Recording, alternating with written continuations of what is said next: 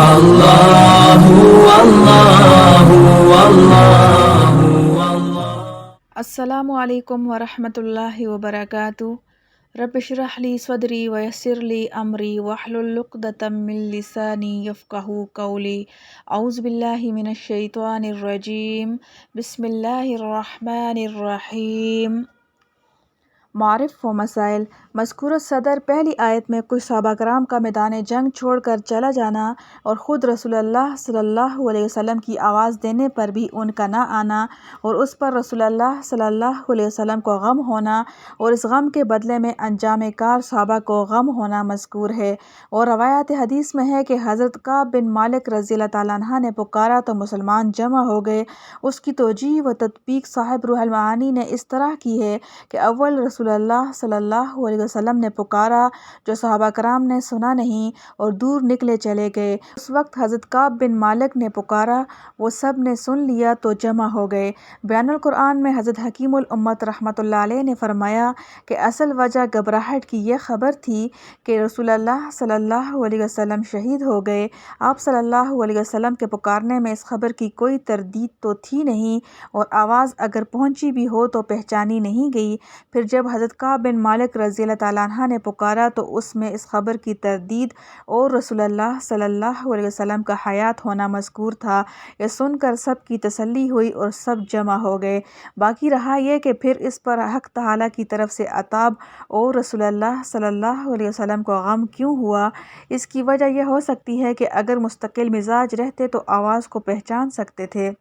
احد کے مصائب سزا نہیں بلکہ آزمائش تھے اور جو لغزش بعض صحابہ کرام سے ہوئی وہ معاف کر دی گئی۔ وَلِيَبْتَلِيَ اللَّهُ مَا فِي صُدُورِكُمْ الآیہ سے معلوم ہوا کہ غزوہ احد میں جو مصائب اور تکالیف صحابہ کرام کو پیش آئیں وہ بطور سزا نہیں بلکہ بطور آزمائش تھیں۔ اس امتحان کے ذریعے مومنین، مخلصین اور منافقین میں فرق کا اظہار کرنا تھا۔ اور اصابکم غما کے الفاظ سے جو اس کا سزا ہونا معلوم ہوتا ہے اس کی تطبیق یہ ہے کہ صورت تو سزا ہی کی تھی مگر یہ سزا مربیانہ اصلاح کے لیے تھی۔ جیسے کوئی باپ اپنے بیٹے کو، استاد اپنے شاگرد کو کچھ سزا دیتا ہے تو عرف میں اس کو سزا بھی کہہ سکتے ہیں مگر در حقیقت یہ تربیت اور اصلاح کی ایک صورت ہوتی ہے، حاکمانہ سزا سے مختلف ہے۔ واقعہ احد میں مسلمانوں پر مصائب کے اسباب کیا تھے؟ جملہ مذکور لیبتلیکم سے آخر آیت تک جو ارشاد ہے اس سے تو یہ معلوم ہوتا ہے کہ وقوع مصائب کا سبب یہ ربانی حکمتیں تھیں، لیکن اگلی آیت میں انما استزلهم الشیطان ببعض ما کسبوا سے یہ معلوم ہوتا ہے کہ ان حضرات کی کوئی سابقہ لغزش اس شیطانی اثر کا سبب ہے۔ جواب یہ ہے کہ ظاہری سبب تو وہ لغزش ہی ہوئی جو اس کی وجہ سے شیطان کو ان سے اور معصیت کرا دینے کی بھی طمع ہو گئی اور اتفاق سے اس کی وہ طمع پوری بھی ہو گئی، مگر اس لغزش اور ان کے پیچھے آنے والے نتائج میں یہ تکوینی حکمتیں مستور تھیں جن کو لیبتلیکم میں بیان فرمایا ہے۔ روح المعانی میں زجاج سے نقل کیا ہے کہ شیطان نے ان کو بعض وہ گناہ یاد دلائے جن کو لے کر حق تعالیٰ سے ملنا ان کو اچھا نہ معلوم ہوا، اس لیے جہاد سے ہٹ گئے تاکہ وہ اپنی حالت کو درست کر کے پھر پسندیدہ حالت پر جہاد کریں اور شہید ہو کر اللہ سے ملیں۔